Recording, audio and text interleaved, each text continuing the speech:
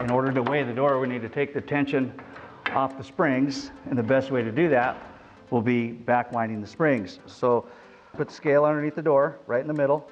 Okay, step on the scale to get it going. Okay, and it says 0, so let's unwind the spring. Now your cables have to be a little bit loose.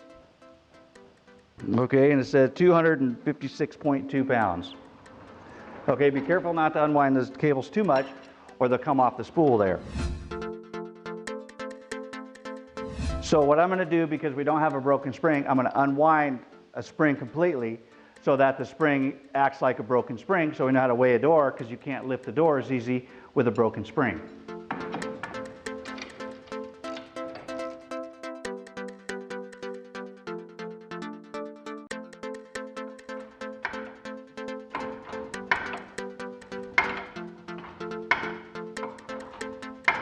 So now with one spring unwound, I cannot lift the door because I've taken half the weight of the counterbalance off the door.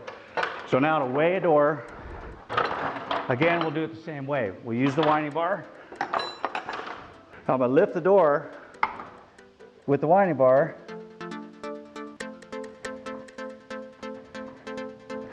I'm going to take the tension off the spring.